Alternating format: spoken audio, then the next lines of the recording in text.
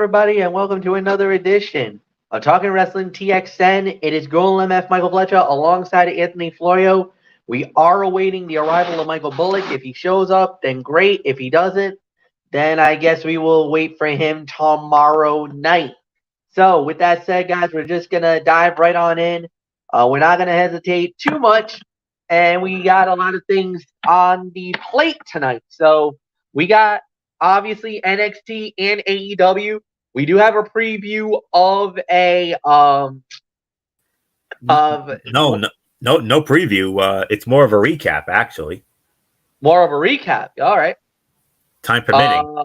It's looking good right now. I think by the time we get done with NXT and AEW, I wouldn't be surprised if this game is over with the Saints and the Rams, which is a runaway right now. Well, don't we have that AEW show? The World's Next week. Oh, all right. Fair enough. All right, so let's start off with NXT per the usual. We started off with a one-on-one match. It was Fallon Henley versus Tiffany Stratton, and the winner of the bout in 3 minutes and 56 seconds was Fallon Henley. For what it's worth, I'm disappointed. I was very shocked. I was very disappointed. Look, I'm not gonna say anything bad. Fallon Henley, biggest win of her career. You just knocked off the former NXT Women's Champion in Tiffany Stratton. There's no argument with that. However, the match itself, because of the body of work and the rivalry that they were trying to lead us to, this was brutally disappointing. I was expecting a lot more than what we got. This was not even a fun little sprint. We can't even call that. This was if you blinked, you missed it type fight. And I'm not a fan of if you blink, you miss type matches. I'm just gonna be real honest with you. So I was stunned that this match went as short as it did. It was under 4 minutes. 3:56. Ah, man, maybe a star, and I'm probably being very generous at that with this rating. Like I said, Fallon Henley, biggest win of her career. However, the way they did it, no, I cannot defend this. Anthony Florio, there's really not much for me to say here. Like I said, I'm happy Fallon Henley won. She deserves the win. This is the biggest win of her career, knocking off a former NXT Women's Champ. But the way they did it, the way we got here, disappointing by a mile. Agreed. 100% agree. I'm not going to be as harsh on the rating as you were, MF. I'm going to give this somewhere between 1.5 and 2. These two have chemistry to spare. It is just a shame that the battle was so short.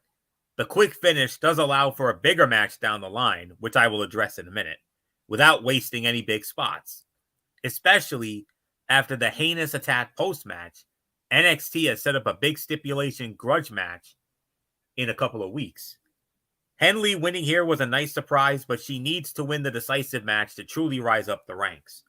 The center of the universe can then head to the main roster, possibly maybe as a possible surprise entrant in the Women's Royal Rumble match next month.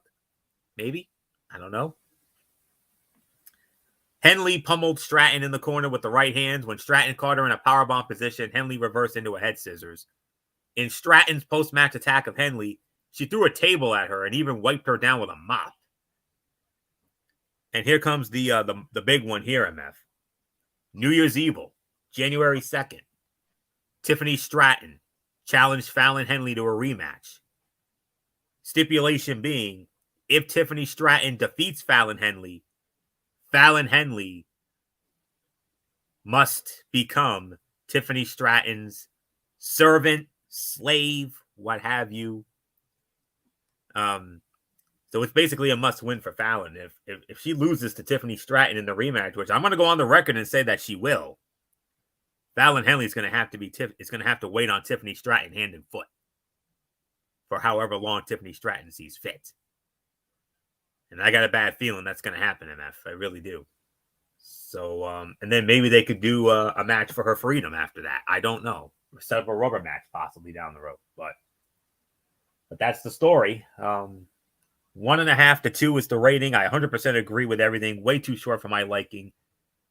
We were hoping for in excess of somewhere between 10 to 15 minutes at least. But to get only, 4? 356 officially. Yeah. Okay. 1.5 to 2 is the rating.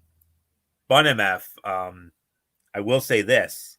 I think the match at New Year's Evil, I believe, is going to be better. I got a good feeling that's going to get the time this one should have gotten. But so that's it. New Year's Evil, Tiffany Stratton, Fallon Henley rematch. Fallon Henley must win because if she loses, she's got to wait on Tiffany Stratton hand and foot. MF 1.5 to 2. All right, next up we have is Lexis King versus this is Dion Lennox. I hope I pronounced that right. And it was Lexis King advancing in about 3 minutes to the semifinals of the NXT Men's Breakout Tournament. Anthony, no big surprise, Lexis King advances. Many people kind of considers him now the odds-on favorite to win the competition. So far, so good. I mean, he's another another good win for Lexis King, and he's one step closer. This was a fine match, clearly carried by the more veteran performer. It can be considered a success as Dion Lennox could come out with some buzz. Lexis King is the obvious favorite in this tournament following his surprise entrance. However, the men's breakout tournament has many unknowns that have been fascinating to watch. Lennox did not do much in this match, but he was crisp with his offense. If he can continue to improve his repertoire with time, he could be a breakout star in the next couple of years. NXT has put Trey Bearhill in an odd position where he is out of the tournament, but has a clearer direction than those in the tournament. Hopefully there is a plan for Bearhill to get some spotlight out of working with Lexis King. Vic Joseph explained that Dion Lennox signed with WWE back in February and is already debuting here in December. And King teased walking out with the contract until Lennox grabbed him and threw him back into the ring. Another 1.5 to 2 for the effort. So not much more to say. MF, your thoughts? Yeah, 1.5 is right. It was a fine match. Like we said, Lexis King is probably now the odds-on favorite. A lot of people believe he's going to win the competition. It's going to be very interesting to see how they're going to do it. And like you said, he might have his first challenger after this tournament is over. Because remember, like you said, after he made that surprise attack, you think that maybe, you could think that they would probably set that up saying, hey, if you didn't take me out in this tournament, I would have been the one to win the whole damn thing. I deserve that opportunity. Could Shawn Michaels and Ava Raine turn around and is like, you know what? You got a Raw deal. You got screwed over. Lexis, if you win the competition, you got to fight this guy in order to prove if you're the true breakout star. Maybe do that. Obviously, Lexis will probably go over, and then Lexis can start focusing on becoming, because if you win the tournament, you're guaranteed an NXT title fight, if I remember correctly. You're guaranteed an NXT title shot. So maybe that could be the avenue for Lexis King to possibly get a shot at the title. Who's that champion going to be? We don't know. So we'll get into that in a little bit. So next up we had was Izzy Dane and Kiana James versus Thea Hale and JC Jane. Izzy Dane and Kiana James winning the match in 4 minutes and 52 seconds. It was a fine match. It was fine. It was good. There wasn't anything bad about the match. It's just it was an okay match. It was there. Kiana James still looking great. Izzy Dane got a little bit of some opportunity. DL and JC Jane, fine performance. Not the best thing that was gonna blow us away. It is a 2-star bout. like I said, there wasn't really anything that really says wow, but it was fine for what it was worth. Izzy gets the win. She got the big boot on Thea to KO her for the win. After basically, Thea thought she had Kiana. She had her tap out. One problem: Kiana was not the legal woman. It was Izzy. Izzy was the legal woman because I believe there was a blind tag that happened. So she got hooked. She got hooked up, and the next thing you know, she got hoverboard locked. Kiana tapped out, thinking the match was over. Referees say no, no, no. She's not legal. She's not legal. Next thing you know, kaboom! Izzy knocks out Thea Hale, puts her lights out with a big boot to the face, and it was over. Or like the late great Gorilla Monsoon would say, put it in the bucket. It's over, Jess. It certainly was. So 1, 2, 3, 452, the time of the fall, and a 2-star bout. Anthony, it's yours. 2 to 2.25 for me. Izzy Dame looked better here than she did in the women's breakout tournament. JC Jane and Thea Hale pushed her to compete while also highlighting her height and strength. Kiana James has shown a strong affinity for tag team wrestling and already has some basic chemistry with Izzy Dame, and hopefully this is only the beginning for the partnership. While the businesswoman has built some momentum on her own, Dame could be the key star to elevate her as a potential powerhouse heavy in the style of a Diesel or a Raquel Rodriguez. She just needs to prove she belongs. While Thea Hale and JC Jane were the losing team here, they have found their chemistry all the more in recent months and should remain together as a rare, reliable women's tag team. Riley Osborne led the Chase U student section, cheering Hale. Thea Hale especially had them rocking during her hot tag roll. And that's the only real other notable observation I have here. So this was about. I'm actually gonna give this about somewhere between 2.25, teetering on 2.5 for the effort. So not much more to say on that. So we move on to, oh boy, big one, North American Championship Open Challenge for Dragon Lee. Yeah, it was an open challenge, and not one opponent answered, 2 men answered. So we had, of course, Dragon Lee had a backstage thing, and Drew Gulak came out talking to the guys, and he was like, "Hey, is that North American title available for anyone?" And Dragon's like, "Yeah, anybody can fight for the title. If you want it, come and get it." He's like, "Okay, we accept. We're gonna challenge you. You're just gonna have to wait and see who we're gonna send out." So Charlie Dempsey comes out. He gets the call. So you're thinking Dragon Lee and Charlie Dempsey. All right. Oh no. Gallus showed up. Mark Coffey wants a shot at the belt. So I think it looked like everything was good. Charlie Dempsey and the crew was like, "Hey, wait a minute. You're stomping on our toes? What the hell is this crap?" Well, what was supposed to be a one-on-one turned into a triple threat. The winner of the bout in 12 minutes and 5 seconds, and still the North American champion, Dragon Lee. He beat Charlie Dempsey and Joe Coffey, Anthony Florio. Wow, what a match. About damn time we got a good match here with all these so short fights here.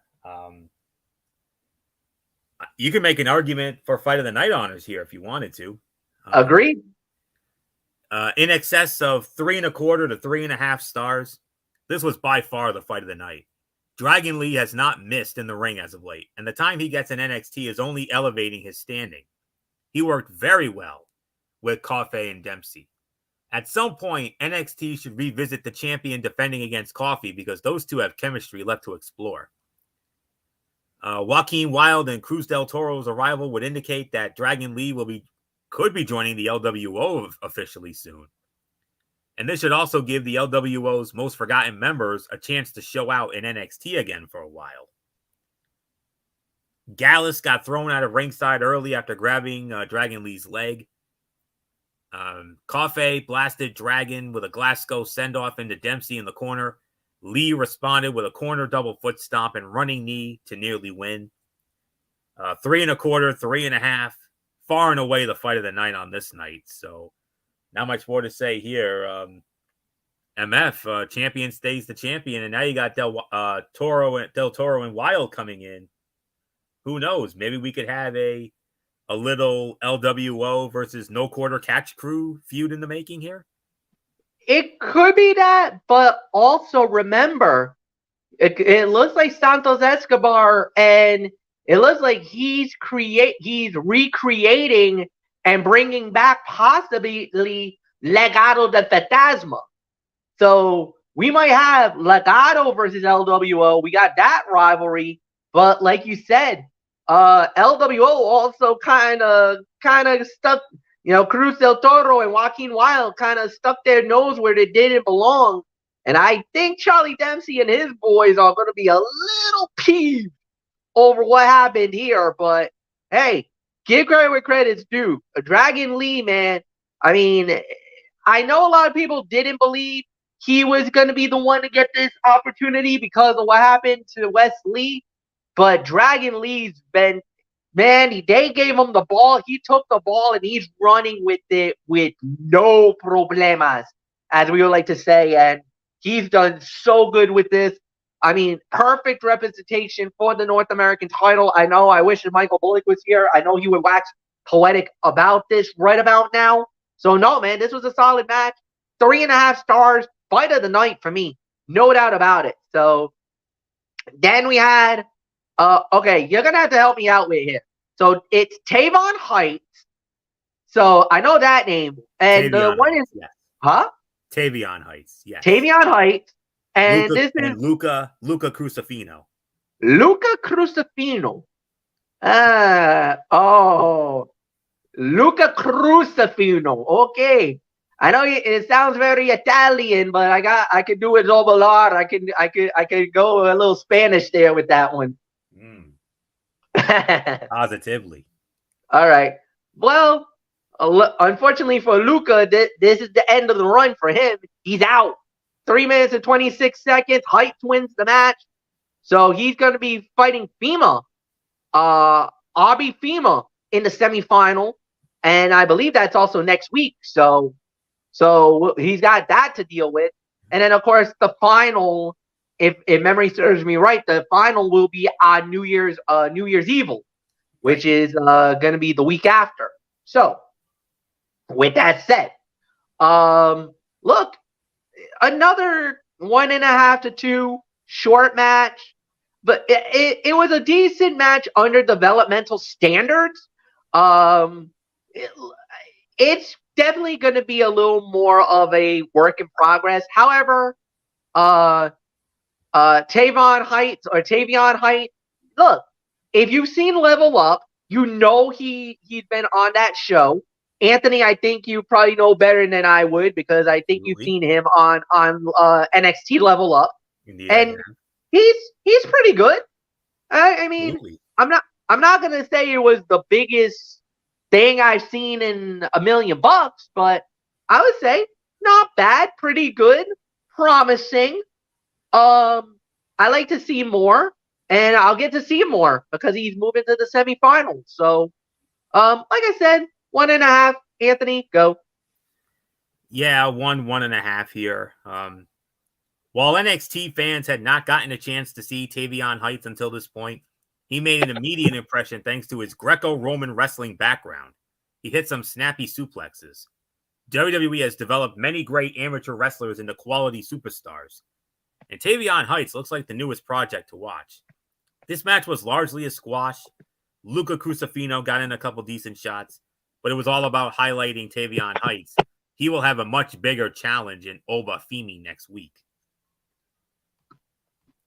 And the piped-in crowd reactions were obvious Tuesday night, though no more so than a Tavion chant breaking out during the newcomer's entrance. Now, it's interesting to note that this past Tuesday night show, taped show, and the same thing can be said for next Tuesday's show.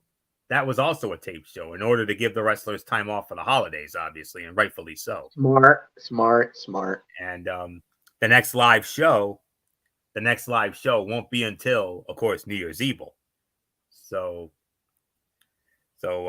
that you're obviously going to hear a lot of piped in crowd noise.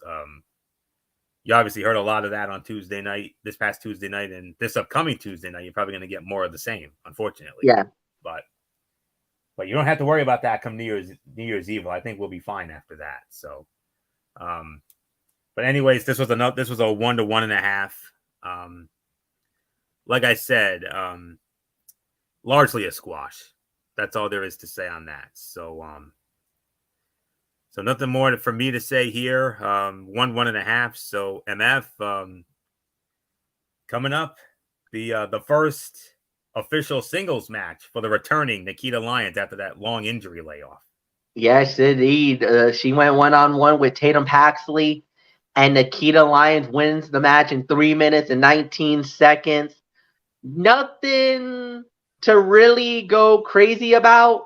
Classic Nikita Lyons type battle. And, of course, she had to do it. The best finishing maneuver in NXT. Oh. Would you pay? I don't think you can pay me $1 million to be on the receiving end of that maneuver. I can't. I don't know what to say, man. I mean, yeah. Florio, it's yours. Well, I know you love you're very high on Nikita Lyons, and rightfully so, and I can understand why. I could consider her a more likable version of Nia Jax. I mean, agreed. I mean, she's like Nia Jax, only likable, because let's face it, Nia Jax has a lot of detractors and haters, and I got to be honest with you, I am absolutely loving Tatum Paxley's new character. I mean, I already liked her for her beauty, but then you throw in this MF, you and CM Punk had an old saying, you dig crazy chicks. Well, normally I don't go that route, but I'm making an exception for this one. I think the only other one that you actually, like, quote unquote, dug the crazy chick was Chelsea Green when she was the hot mess in Impact Wrestling. Oh, yes, absolutely. That, yeah. Laurel Van Ness. Van Ness, yes. Absolutely. I remember that. I remember that vividly. Mm-hmm. So, all right. I'm gonna do something really cool here. I'm gonna unveil a new squash term here. You remember I've always gone on to say delicious squash. Well, I'm gonna drop a new one for you. And MF, I know you're gonna love this. Squashy McSquasherson. That's what this was. So, yeah, Squashy McSquasherton on this one, because it was a complete and delicious squash.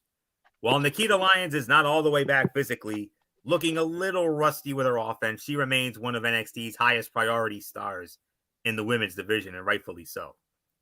It would not be surprising if Nikita Lyons was the one to eventually dethrone Lyra Valkyria for the women's championship sometime in 2024. She needs to find her stride first, though, and deliver in the most important match of her career when she eventually squares off against Blair Davenport. Tatum Paxley has fully embraced her oddball character and is standing out even when she cannot win a match. Hopefully, the road ahead will build back up her credibility. And in the locker room, Nikita Lyons warned Lyra Valkyria that she wanted the NXT Women's Championship after she was done with Blair Davenport. And one of Nikita Lyons' strikes hit so hard, it caused Tatum Paxley to bleed from her nose. And I will never forget. I'll never forget that visual at the end of the match. That beautiful angel face of Tatum Paxley, bloodied, yes, but doing as a lot, twirling around her hair like it was nothing. It was like she enjoyed it. It's like she actually enjoyed the taste of the blood. I was like, Oh my God! What Crazy chick. the hell? We got ourselves a crazy chick here, and I Oh love it. yeah, we got ourselves a wild one here. Get the nets and get the boys with the nets. White coats in the nets, right, Monsoon? Yeah, absolutely. You're gonna need a lot of coats and a lot of nets for that one, though. And I'm here for it. I'm here for it. Huh. So more of that character, please. More of that character, please. So another 1 to 1.5, honestly, on a night full of meh matches. So there isn't anything else left for me to say here. So and speaking of these meh matches, we got another one. Tag team action. Yeah, it was the Gallus boys, Mark Coffey and Wolfgang. They went up against Hank Walker and Tank Ledger, and it was Gallus winning in 3 minutes and 57 seconds. Anthony, it is yours. 1.5 to 2. Hank and Tank remain an interesting tag team without serious backing. They are powerhouses that can move and could find their footing with a few wins. However, this was more about Gallus keeping momentum as a unit. Wolfgang and Mark Coffey looked solid when on offense and picked up a necessary win to get back into NXT tag team title contention before long. It just would have been nice to get something a bit bigger after weeks of teasing for this clash. Joe Coffey looked noticeably nervous returning to ringside after Joe Gacy attacked him earlier, and Gacy was shown watching closely. And then Tank hyped up Hank at ringside as Booker T, for some odd reason on commentary, called for Tank to get disqualified. Okay. So another 1.5 to 2 stars. So not much more to say. Another fight. MF, your thoughts? Yeah, like you said, nothing that would really be spoken of, nothing that would make us say wow or anything else like that. So we're just gonna move right on along. Main event: Ilya Dragunov versus Rich Holland in a non-title match. The fight gets thrown out in roughly 11 minutes. Ilya Dragunov got hurt in the match. The match got called off. It looked like Ilya jacked up the shoulder. It looks like no shoulder and neck injury. That and Ridge was absolutely just devastated, man. He's like, what the hell? Like, oh no, not again. Yeah, oh no, not again. Why? Because you know why. Because we know why. Yep. Because a lot of people harbors a lot of ill will towards Rich Holland because of the fact that unfortunately he was responsible for Big E to get hurt, and we have not seen Big E since that day. And there was some positive news about him possibly coming back, but now it's still up in the air. And this has been about what, almost a year and a half now. Almost 2. It almost was March, 2 years now since that March of 2022. Since that unfortunate injury for Big E. On SmackDown. And now Rich Holland is gonna have to live with this all over again with the Mad Dragon, Ilya Dragunov, getting hurt. Obviously, the match is an automatic NA. It gets thrown out. We can't rank it because injury happened. So I'm not even going to go there. If this is a kayfabe moment, man, look, I feel bad for Ridge Holland, and this is gonna. I hope they don't go down this road for Ridge. This is gonna not be good for him because that's because now what's gonna happen. People are gonna be like, this guy is a dangerous individual.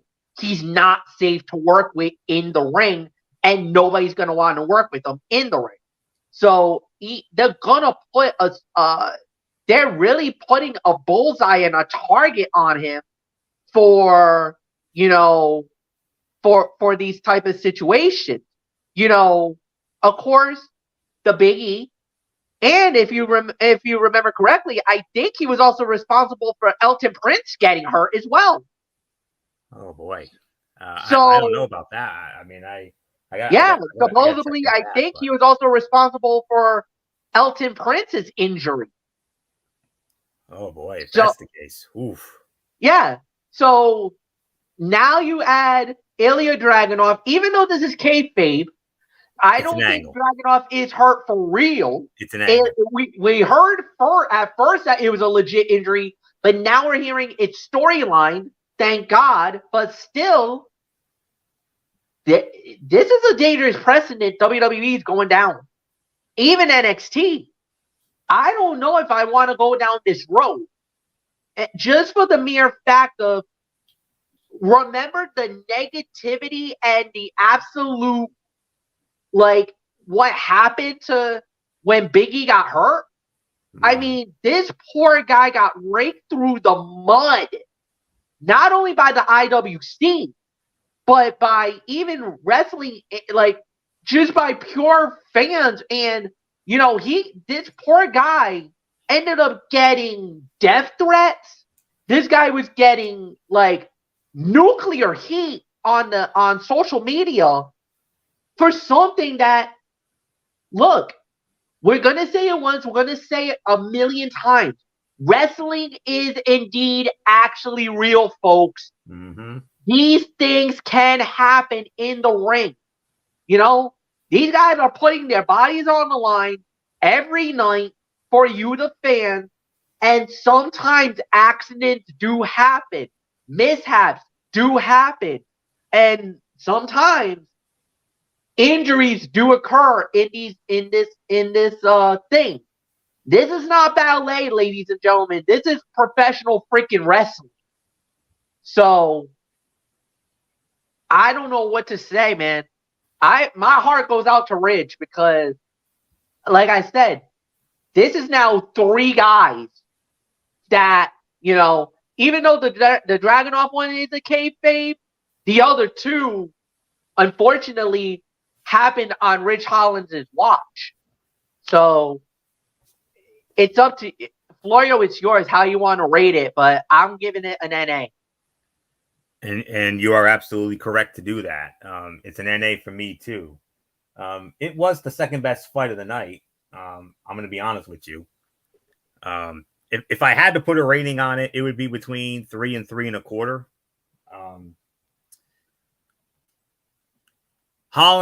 Ridge Holland and Ilya Dragunov were rolling before the premature finish, which was clearly a staged injury angle based on the buildup. Corey Brennan of Fightful.com reported as much when it was taped. It is good to know that the Mad Dragon is not actually hurt, but it is questionable to play up Ridge Holland's history in this way.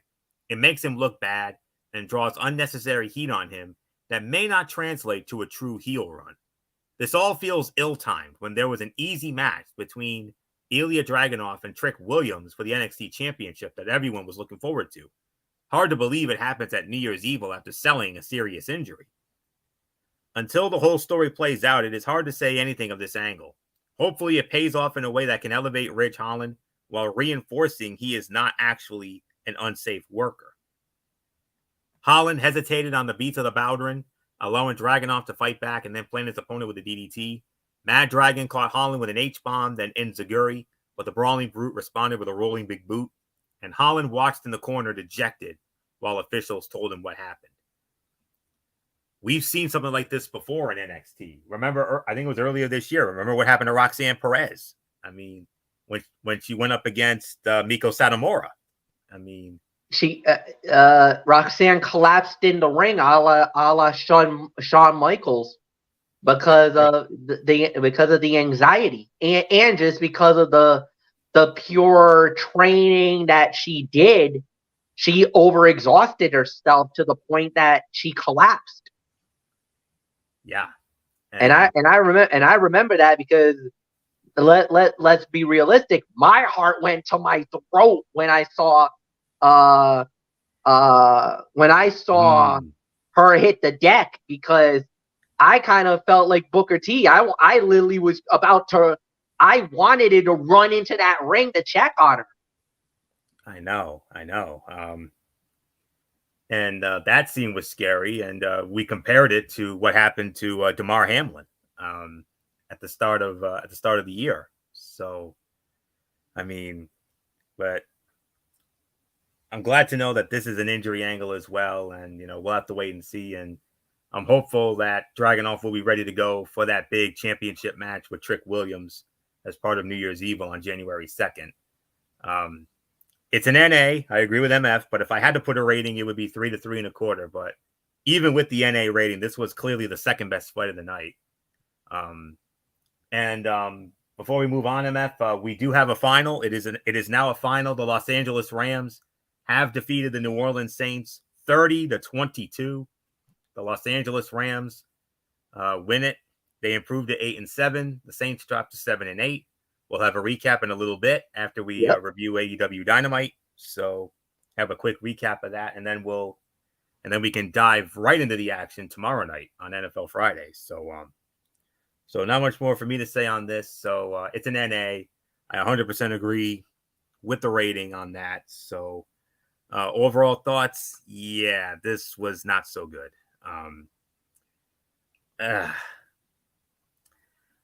I could really slam this.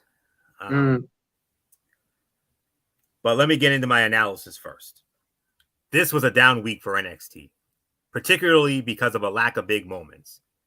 Dragon Lee's North American title defense was the only outstanding performance of the night. Multiple matches were rushed, leading to an overloaded card. Tiffany Stratton and Fallon Henley deserved more time and attention. Kiana James and Izzy Dame versus JC Jane and Thea Hale could have been more involved. Main event was a solid match that became a messy angle, further complicating an NXT championship scene that might actually lose heat from this angle. The men's breakout tournament presented some interesting prospects in lackluster fashion. Overall, while there was nothing egregious, there was too little that was outstanding on a night that had real potential. It was a case of a night that was less than the sum of its parts. I might be generous with this, but I'm going to say this was a middle of the road kind of show, a thumbs in the middle, probably somewhere between 5, maybe 5.5. I'm probably being generous on this, but I don't care. So, it's a 5 to 5.5 for me. So, MF, your overall thoughts, and then we'll get into Dynamite, which was, spoiler alert, far better. Yeah, I can give you the 5. Like you said, we'll be generous here. I know if Michael Bullock was here, he'd probably be ripping his guys, calling them out for this episode, and then quite frankly, they deserve to do better. They need to do better. This was very lackluster to say the very least. Nothing really more to add on that. 5 out of 10. All right, AEW Dynamite, from the Paycom Center in Oklahoma City, Oklahoma. We started out with the Continental Classic Tournament Gold League match. Swerve Strickland versus Rush. Swerve Strickland winning the match in 14 minutes and 50 seconds. This was 3.5 stars to 3 3/4. Excellent, excellent, excellent match. Great way to start the show. Very good battle. I loved it. The body of work was amazing. For me, simple logic. Swerve moves on. And now we have a situation on our hands because now he needs to wait and see how this plays out. Because if Jon Moxley wins, he'll win the group, and basically you'll have he'll go to the semifinal. So if Moxley wins, he goes to the semifinals with Swerve. Swerve is in the semis. He's locked in. Then you have Moxley. He'll go through. Jay White will get left behind. However, if Jay White wins, now we have a 3-way tie. We got a mess at the top. So Gold League is just gotten very interesting. Swerve won his match. He's done his job.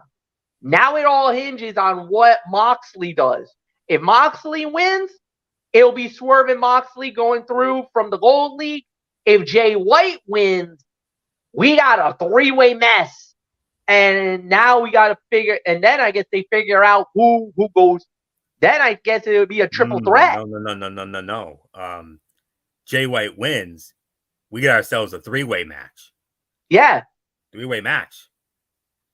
So It we'll wouldn't be see. one-on-one. It would be a triple threat match. That's what it would be. So we'll see. So Swerve's in semis, no matter what. He made it through. Now is it going to be one-on-one? Or are we going to have a three-way dance? We'll find out. Anthony. Strickland wins in 1450. I say 3.5 to 3 3/4. 100% agree with that rating. 3.5 to 3 3/4 for me as well. Great opener to the show. It featured strong in-ring action from two of the hottest competitors on the roster and set Swerve Strickland on a collision course with at least Jon Moxley, with the potential for Jay White to tie the two of them at 12 points by night's end. The pop for Strickland and reaction to his entrance was that of a star. Tony Khan did the right thing, kicking off the show with the hottest, freshest competitor on his show. The use of Roosh has been spectacular. He is a great, badass pro wrestler who does not need pomp and circumstance. His ring work makes him a star. Of course, MF, you know this guy a lot better than I do. So, but I have been very much impressed with his body of work from the little that I have seen of him in the few months or so that I've seen him work. But I've liked what I saw, and like I said, you know the guy, you follow the guy a lot more religiously than I have, you know, from his days in Mexico and ROH and all that. So, so you would know a little more about him than I would, but I have definitely been impressed with this young man's body of work. Absolutely. So, but this outcome was never in doubt. I had a feeling Swerve was going to win this match, and he could be on to bigger and better things down the line. So 3.5, 3 3/4. And MF, let's keep the Continental Classic action going. We got another match coming up here. A meaningless match, nonetheless. Yeah, unfortunately, it is indeed a meaningless match.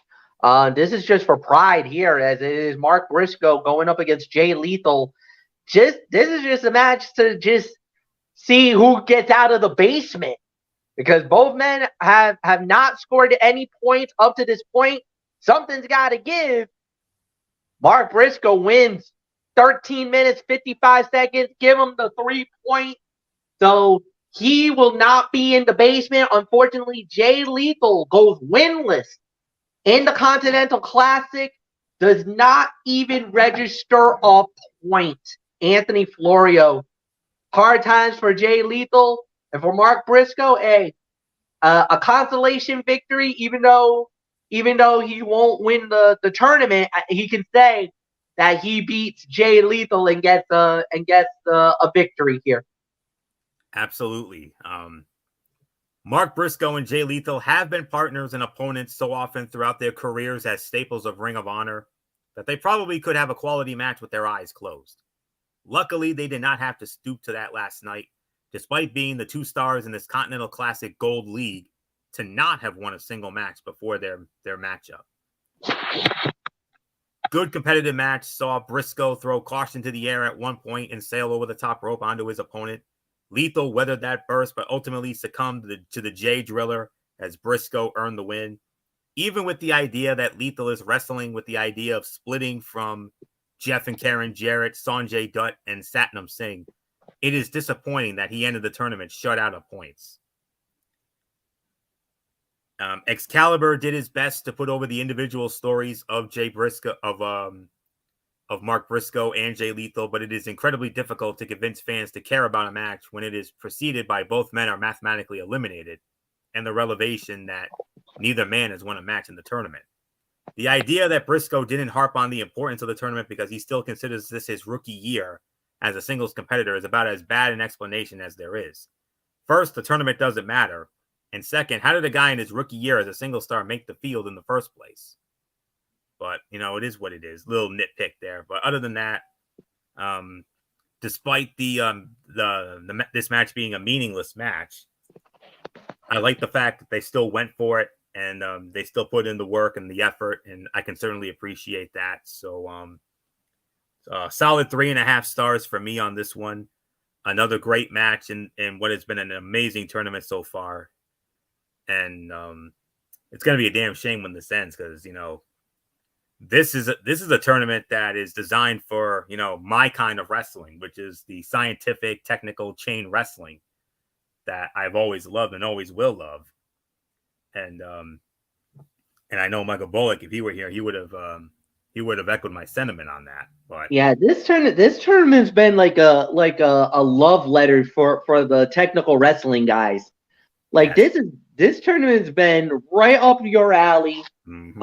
So I know you've been very, very happy with the way the tournament's going. Absolutely. So Absolutely. yeah, so I And get it. and the best part is we get more. I mean, we still have Mhm. one more match on this show, and then we have the 3 final matches on the blue side, the blue league side, coming up Saturday night on Collision. Yep. And including one match in particular. I mean, I'm going to be invested in all of them. Don't get me wrong, but there's one match that I am particularly going to be fully invested in, and that's Bryan Danielson versus Claudio Castagnoli. Yeah. They are going to. I'm going on the record. They're going to steal the damn show Saturday night. You heard it here first. All right. So, and I can't wait to get into that Saturday night. So, but this was 3.5 stars. So, there isn't anything else left to say here. So, MF, set me. Well, did you I get your gotta thoughts say, on I this? gotta give my thoughts. Okay. I gotta give my thoughts, and I agree. It's a 3.5 star bout. It is a very good matchup. It was solid for what it was worth. Like we said, Mark Briscoe getting the big win, and yeah, he gets the 3 points. And like you said, Jay Lethal, man, it's been very bad for him. He's had a lot of Damn shame too. unfortunate for him. Especially the way that Here's a guy who was one of the pioneers of the X division in TNA. yeah. And then, of course, you followed him throughout his outstanding career in Ring of Honor, where he was a multi-time. He was the first ever Grand Slam champion down in Ring of Honor. First Grand Slam champion, and not only that, but at one time, the co-holder of the Ring of Honor World Television title and the Ring of Honor World Heavyweight title, and he had both belts at the same time. Yowza. That's how incredible he was. And was one of the longest reigning Ring of Honor World Champions until Jay Briscoe was the one to upend him and end his reign. And his reign was about 1.5 years long. He was a champion for over 1.5 years. And Jay Briscoe was the one to finally end the reign of Jay Lethal. Damn shame, a guy that talented and so respected, and you know, one of the best workers, and you shut him out like that. I mean, you couldn't even give him one win. Nope. Come on. Yeah. Well, that's my only criticism. That's my only criticism. But other than that, I have been very pleased with this tournament so far. Yeah, that's how it goes sometimes. All right, so next up we got was Rio going 1-on-1 with Saraya. The winner will get a shot at the AEW Women's World Title at World's End. They get to face the timeless one, Toni Storm, for the title. It is going to be Rio. She's going to get the shot. She wins it in 6 minutes and 30 seconds. No real big surprise here. It's a nice victory for her. It was pretty good. It was a solid match. There's really nothing bad to say here. I give this about maybe 2.5, about 2.5 to 2 3/4 of a star. Could have been better in certain areas, but it was fun for what it was worth. I know the match was a little short, at least in especially with AEW standards. This was kind of a short fight. Could have been longer, because look, first fight almost 15 minutes. Second fight about 13 minutes. This one got 6.5. Just think about that. First one had 15. Second one had 13. This match between Rio and Saraya, 6.5 minutes. Yeah. Yeah. Nothing more to say. Florio, it's yours. I'll leave it at there. What'd you give it? 2.5? About 2.5. Agreed. 2.5, 2 3/4. I just want to look down the rest of this. By default, this was the worst fight of the night. even though it was not, NXT bad, but the match was inoffensive with good effort along the way, even if the two did not click on a few occasions. Saraya brought some solid physicality. Rio was her typically solid self, and the right competitor went over. The post-match activities, which saw Toni Storm interrupt the winner's celebration and Mariah May blasting Rio with the title belt, should add some heat to the feud, but the number one contender has next to no shot at winning the gold, hurting any drama or real intrigue surrounding the pay-per-view showdown.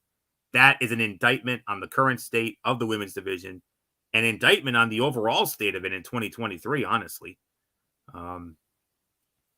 Toni Storm throwing to the commercial and Excalibur claiming she stole my bit was a nice back and forth that brought some added levity to the segment. The Northern Lights suplex by Riho was dangerously close to landing Saraya on her head and neck, making for a breathtaking spot for the wrong reasons. Ruby Soho watched from the backstage area, with Excalibur teasing a smile that would seem to suggest she was pleased with her outcast partner losing. 2.5, 2 3/4. You can say the right person won, but at the same time, MF, predictable. We all knew this was coming. So Yeah. So outcome was never in doubt. So by default, worst fight of the night. Like I said, not remotely bad, not as bad as anything we saw on NXT, but I feel 2.5, 2 3/4 is the correct rating for this. So this was by default the worst fight of the night. So there isn't anything left to say except let's move on to our next match featuring Mr. Adam. Yeah. Oh my goodness. It was Roderick Strong going one-on-one with Commander, and it was Roderick Strong winning the match in roughly 10 minutes. So, Anthony, it's yours. Yes. Roderick Strong continued his crusade to convince Samoa Joe and those around him that MJF is indeed the devil. Before that, he battled Commander in a strong match that saw the masked babyface throw everything he had at the experienced former Ring of Honor world champion, including the aerial arsenal that sets him apart from his peers. Strong negated it, though, and delivered End of Heartache for the win. Strong's determination to direct suspicion toward MJF suggests he has something to hide or simply wants to soil the reputation of the AEW World Heavyweight Champion, considering how integral a part he has played in the story involving the champion and his best friend Adam Cole. The first option appears most likely. All right. And Strong and the Kingdom distributed MJF as the devil signs after the match. And before this match, MJF confronted Swerve Strickland. Tense exchange of words, including MJF claiming Swerve is not on his level. And Strickland responded, telling the world champion, while you were failing tryouts, I was signing contracts. And MJF questioned whether Strickland was the devil. Those two are on a clear collision course. I wouldn't be surprised if those two end up throwing down at Revolution, March the 3rd of 24 in Greensboro. And I wouldn't be surprised if Swerve Strickland... Something tells me I think Swerve Strickland's going to win that Continental Classic, and that's going to set him up for the I agree. the shot at the title. 100% agree. Huh? Who knows? Maybe they could play a possible option C angle with this thing. Who knows? Yeah. It could be a bargaining chip. You never know. But we'll have to wait and find out. But for this match here, I'll give this about 3 to 3 1/4 for the effort. So that's really all I can say on that. Outcome kind of not in doubt. I had a feeling Roddy was going to win this match and keep up this whole thing going. So 3 3 1/4 for me. So MF, your thoughts? Yeah, no doubt about it. 3 1/4, no doubts. You're absolutely right here. Nothing more to add. And then now we go to the main event. Jay White versus Jon Moxley. Winner of the bout in 15 minutes and 5 seconds is Jay White. We have ourselves a triple threat now. Jay White, Jon Moxley, Swerve Strickland. They now have to face off in a 3-way dance next week on Dynamite. The winner will be the Gold League winner of the Continental Classic, and they will face off with the Blue League winner, whoever that may be. Remember, there's still some matches that still needs to be decided on a Collision. Three big matches, like Anthony alluded to, that goes down this Saturday night, including that one he's looking forward to, Claudio Castagnoli and Brian Danielson. So at the end of the day, fight of the night, at least 3.5 to 3.75 to 3 3/4. It was a great matchup. Yeah, solid matchup to say the very least. Really nothing more to add. This was exactly what it needed it to be. But Jay White winning, making the Continental Classic that much more interesting, Florio. Yes. We were looking for drama. We were looking for chaos. A la the college football playoff. We found it. We got it. Let the chaos reign. Yeah. Oh, yeah. College football playoff. Yeah, that was chaos ×2. So, my man, Switchblade Jay White ensured his involvement in the conclusion of the Continental Classic Gold League by defeating Jon Moxley in a hotly contested main event. The former IWGP Heavyweight Champion capitalized on a hobbled opponent, targeting Jon Moxley's injured left knee before stunning him with a Blade Runner that put him down just long enough to score the win. The outcome sets up a three-way bout between Jay White, Jon Moxley, and Swerve Strickland next Wednesday night on Dynamite for the right to compete against the winner of the Blue League at World's End. A post-match attack on Jon Moxley's knee by Jay White created doubt about his ability to be 100% in one of the biggest matches of the year. Jim Ross. We got to talk about Jim Ross. Jim Ross returned to the announced position last night, and while it was nice to have him back, comparing Jon Moxley to Mid-South legends like Dr. Death Steve Williams and the Natural Butch Reed probably was certainly a choice. Moxley continued to sell the left leg, which had plagued him over the last week or so, and beating Moxley with a Blade Runner may be the biggest win of Jay White's AEW run to this point. Few men can say they beat Jon Moxley clean, and when they do, it means more. So 3 3/4, teetering on 4 stars. By a smidge, this was the fight of the night, although you could certainly make an argument for the Swerve Strickland and Roosh match as well. We wouldn't be mad at you. So 3 3/4 to 4. I thought this was just a smidgen better, mainly because these are two of my favorite guys. This is a Tony special right here. So I know MF is not really happy about the outcome, but like it or not, MF, that's the way it went down. So, but let's get into the overall review, and I'll tell you right now, this was hands down better than NXT was. Last night's show did what many of the recent episodes of Dynamite have: advanced the Continental Classic tournament,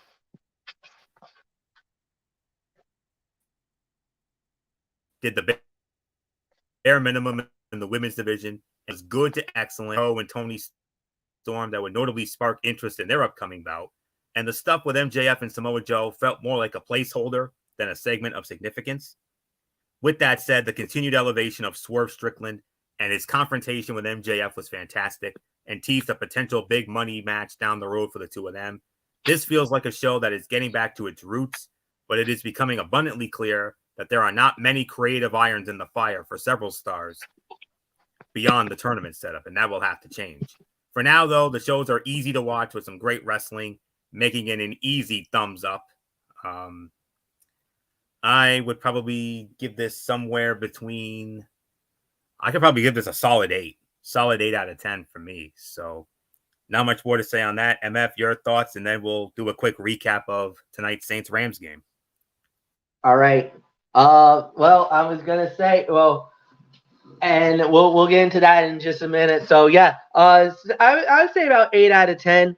They did a very good job with it. It was a solid show. Like you said, they did everything that they had to do, and yeah, they did a really good job with it. So really nothing more to add. So let's get into it, guys. Yes, there was a Thursday night football game here tonight. The Los Angeles Rams versus the New Orleans Saints from SoFi Stadium in Inglewood, California. exclusively on Amazon Prime Video.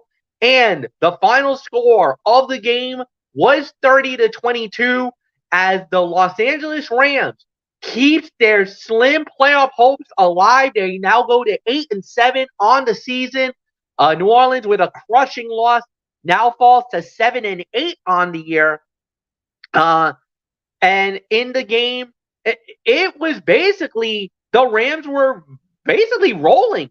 They were up 30-7 with 12 minutes and 44 seconds left in the fourth quarter, and the Saints made a game out of it, scoring a late getting a touchdown, two Derek Carr touchdowns, one to Juwan Johnson, and the other one to A.T. Perry, that cut the lead all the way down to 30-22. If you really look at the stats, though, you would think, well, the Rams basically dominated this game. How on earth did it come so tight, so close at the end? Well, basically, if you look at the way that they played, yeah, the Rams actually dominated. Total yards was at 458 yards to 339 yards. The passing 325 to 304. But what really won it for the Rams, their rush attack. They actually ran 32 times at 133 yards rushing. They were averaging almost 4 yards per rush in the game. That is absolutely phenomenal what the Rams were doing. They absolutely had a night for themselves, and it was Williams for the Rams that dominated the night. 22 carries with 104 yards and a touchdown. And Anthony's new favorite player in the NFL, Puka Nacua, had himself a night. 9 catches, 164 yards, and a touchdown. And Matthew Stafford had a very good game. Not a great game, but a very good game. 24-34, 328 yards with 2 touchdowns in the game. And Derek Carr, in a losing effort, hey, he did pretty good for himself. 27 for 40, 319 yards, the 3 touchdowns, but he did throw a pick along the way in the game. Yeah, this was exactly what it needed it to be. An unbelievable performance. Congratulations to the Los Angeles Rams. Like I said, they stay alive in the NFC playoff picture.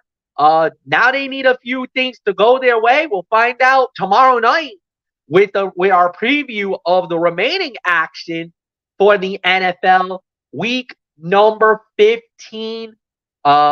16. So 16, I should say. Sorry, it's week 16. Anthony Florio, it is all yours. The Rams, they stay alive. They're still in it with a big win, 30-22 here tonight. NMF, with the loss by New Orleans tonight, their playoff hopes took a big hit. Had the Saints won this game tonight, their playoff chances would have been 70%, respectable. But with this loss, it drops all the way down to 23% now. Whereas for the Rams, they're in a good spot, MF. I believe they're actually in the top 7 right now. I think they're number 7 right now.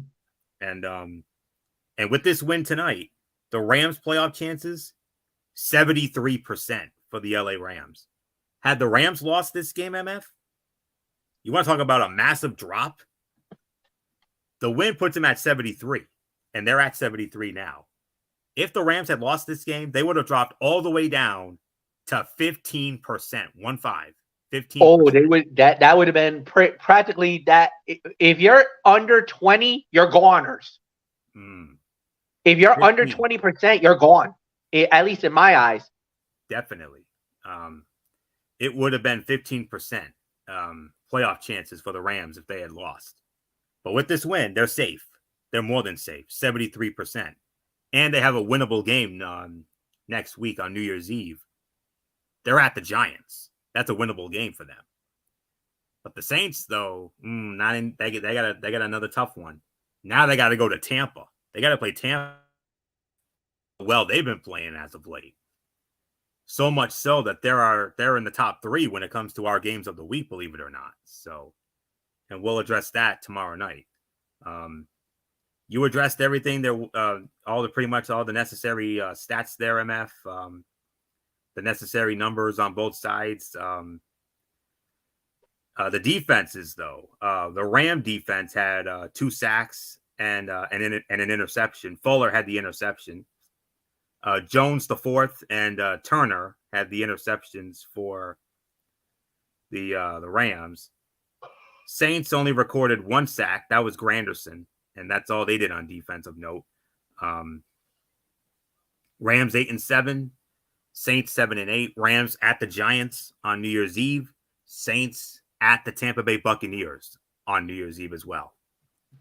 And with the win, the Rams now add to their all-time series lead with New Orleans, regular season-wise. They now lead at 43-34 with this win tonight in LA. Saints won in New Orleans last year, 27-20, but the Rams pick up the win here tonight and improve to 43-34, leading the Saints all time, going back to their days as NFC Western Division rivals back in the old days. But nonetheless, big win for the LA Rams. I'm not surprised. I had the Rams winning this game, and Likewise. I would have had the Rams winning this game if we had done the preview last night, but we didn't. So big win for the Rams. 73% chances. I think they're going to make it. They're at the Giants, and then they go to San Francisco to end, and who knows where San Francisco is going to stand. Because San Francisco's already won the division. Let's not remember that. San Fran won the division this past Sunday. So San Francisco's still playing for the number 1 seed. And right now they control their own destiny when it comes to the number 1 seed. I think they would actually lock it up if they win. And I think they would need Dallas and they need Detroit to lose. I believe if they win, if that happens, I think they lock up everything. I think they have everything locked up at that point. Yeah, they've already got the division. The division's all set. Because they had the head-to-head over Dallas, too.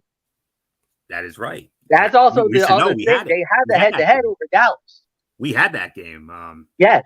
We were so excited for that game, but it ended up being a dud. Yep. Very disappointing, but a 5-star performance by the Niners on that night. So, but anyways,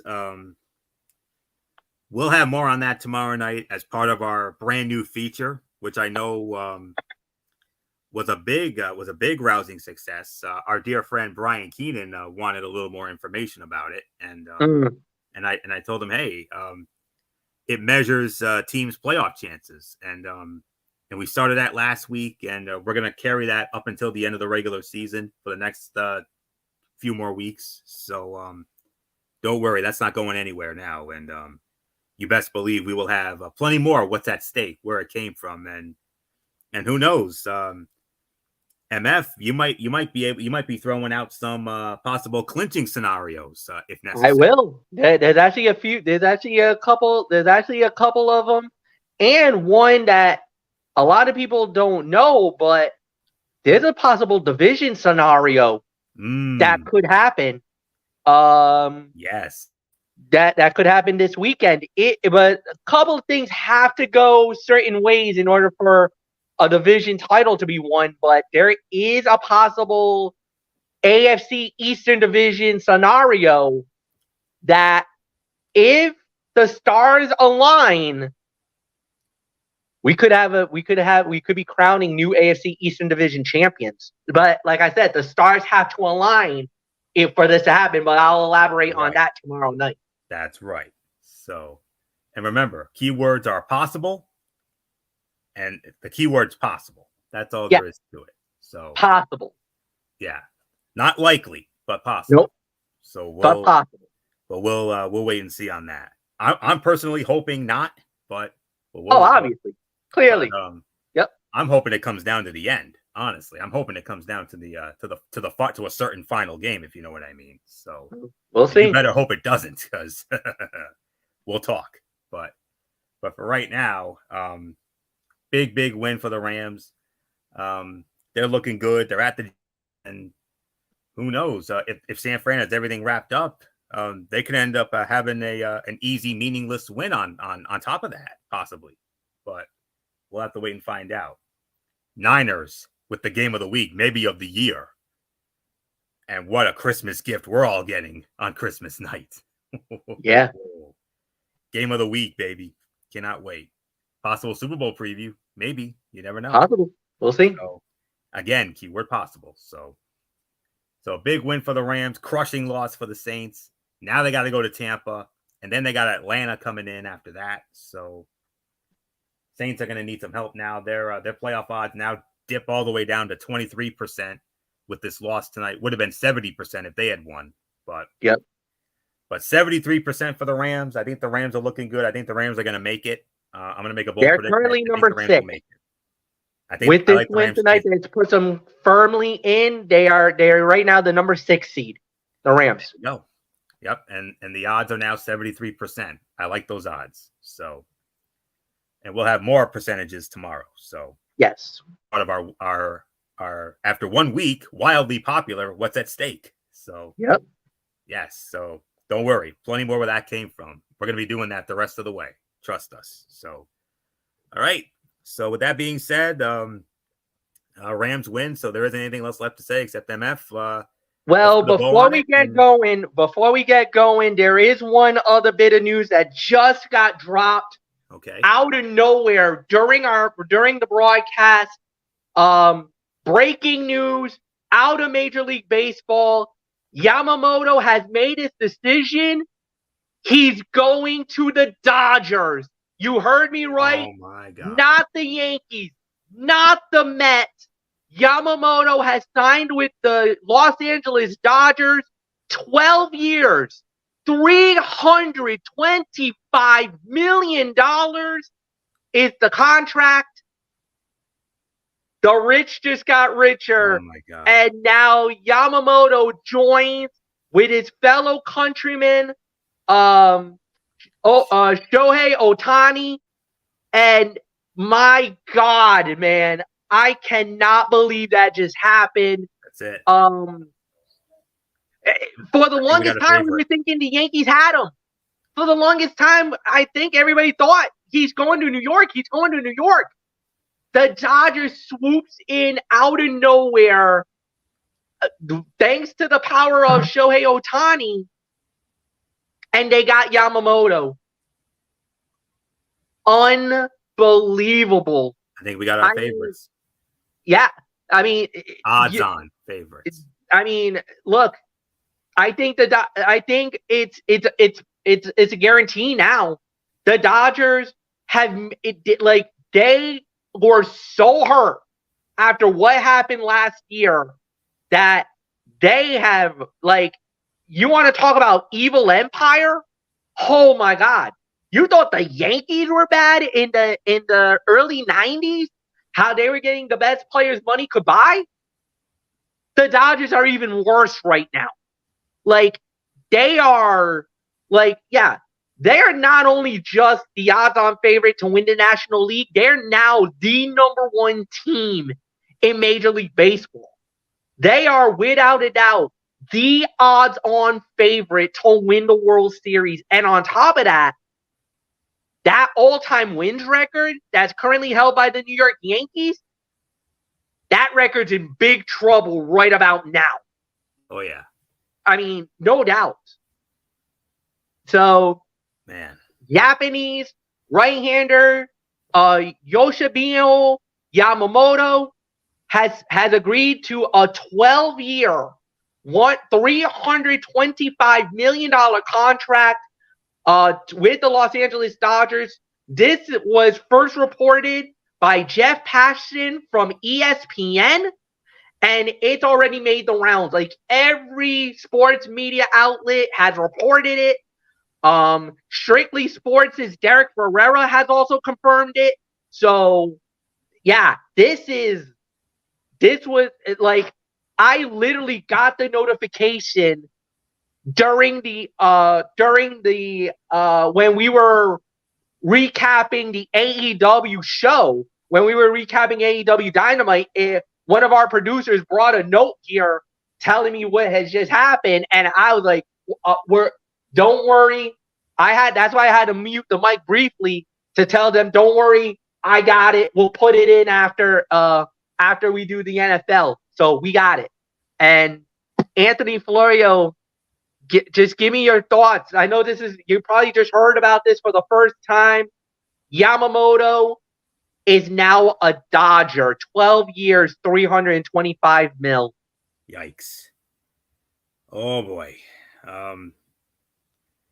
Yep, the rich just got richer. And the LA Dodgers, no question about it, they are clearly now the odds-on favorites to win it all in 2024. There's no question about it.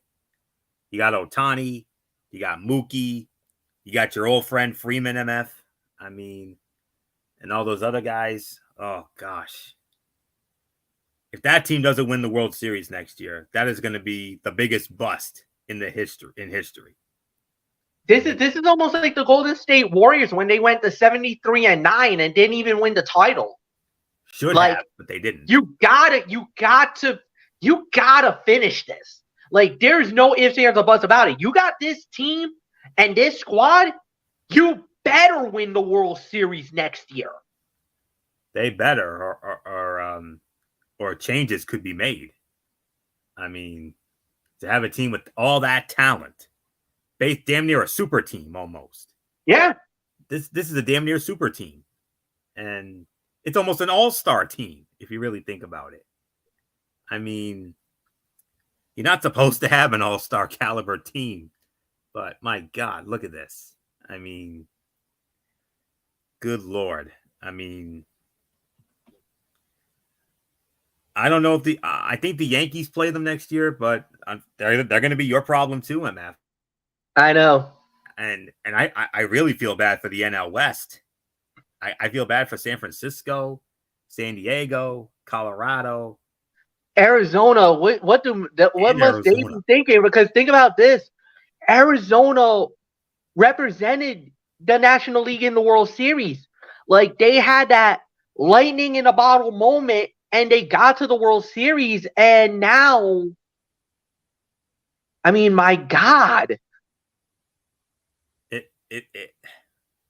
How can it be anybody but the Dodgers? I mean, your Braves are going to be there, MF. I mean, the Yankees, they will improve leaps and bounds, especially now that we got our own big money signing in when we got Juan Soto, which I still have great hopes for. So, and with Verdugo coming in, so I think the Yanks are definitely going to improve. So, but right now, MF, I mean, it's the Dodgers to lose. That's it. It's over. It's over. I don't know what else there is to say, except if they don't win, if somehow, some way at this time next year, if we're not talking about the LA Dodgers as World Series champions, it's hands down the biggest bust since the 2001 Seattle Mariners. Simple. The first time the Braves gets to face off with the Dodgers is going to be on May 3rd at Chavez Ravine. And then later in the year, actually in the second half of the season, the Braves will face off with the Dodgers, and I believe that's going to be, let me see, I'm just going to check. I'm checking briefly. That will not happen until September. We're going to be facing off with the Dodgers in Atlanta, and that's going to be a 4-game set from September 13 to September 16 is when they're going to be facing off with when they get to face off with the Los Angeles Dodgers. As far as your New York Yankees go, Anthony, I'm actually checking that right now. I know for a fact we get them. Yeah. So the Yankees will be facing off with LA, and they will be facing off with them. Let me see. June. Is it June? Yep, I got it. June 7th, 8th, and 9th at Yankee Stadium. As a matter of fact, the game on June 9th is an ESPN Sunday night game. No, it's not. It's listed as a 1:35 p.m. First pitch. Are you sure? No, I don't think so. I got here Sunday, June 9th, 2024, LA Dodgers versus LA Dodgers, 7 p.m. on ESPN. Well, according to I must be looking at an outdated thing here because it's in Google. You might have 2023. That's why. Yep. No, It says 24. It says 24, 1:35 p.m. So. I'm just saying. Well, because I got ESPN, because I'm on the ESPN site, and according to ESPN, it says 7 p.m. on ESPN. So I think it's an ESPN game. And Bullock's Red Sox will be getting the Dodgers in LA July 19th, 20th, and 21st. Yep. So Bullock's got to deal with them too. So, unbelievable. Wow. This is going to be crazy, y'all. So that's it. We're out of here now. All right. So tomorrow night is, like we say, NFL Friday. We're going to recap. We're going to be previewing the remaining schedule for the NFL. And then from there on Saturday is the Cerebral Smack Talk.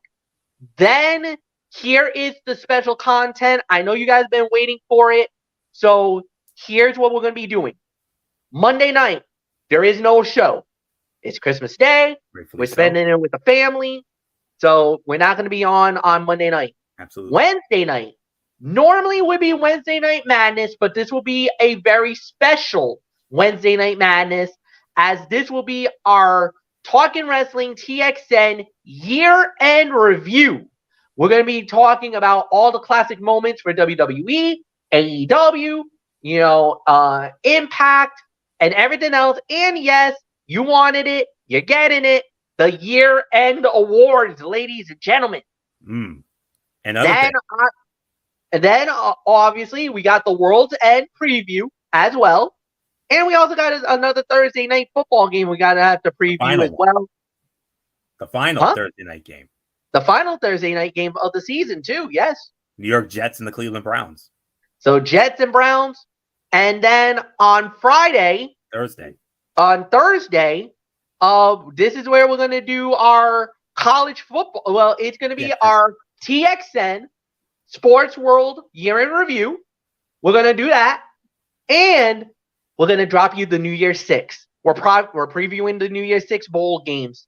Everything you want to know, including the college football playoff, the two semifinal matches that goes down on New Year's Day. So we're going to do that.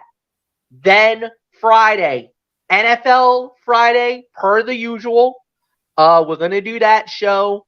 And I believe we're going to do Cerebral Smack Talk on the Saturday. Then... Well, that's when the World's End pay-per-view goes down. Huh? That's when the World's End pay-per-view goes down. Oh, then no show. Or World's End's on the Saturday. Oh, then no show. Yes. That's right. We're going to postpone that. So we're postponing that. Then I know a lot of people's like, oh, are you guys going to do New Year's Day? Nope. No New Year's Day show. We're going to push that. So on the Wednesday will be the first episode of when we do our Wednesday Night Madness. That will be our kickoff to the 2024 schedule. And what we will do is we'll recap Monday Night Raw. So that's where we'll do the day one. We'll do our AEW and NXT. And then from there, we're just going to move on. And then, of course, obviously through the week, we'll do our regular schedule programming. There will be no more hiccups. There'll be no more other things along the way. So that's the schedule from now, leading us right into 2024, ladies and gentlemen. So can you believe it? What a year. And we're almost at the end already. Huh. I know. Crazy, man. Yeah. Crazy. Yeah.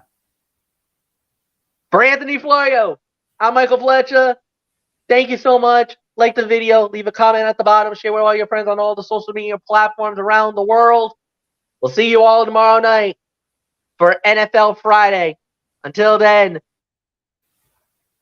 for Florio, I'm good old MF saying so long, everybody. Goodbye.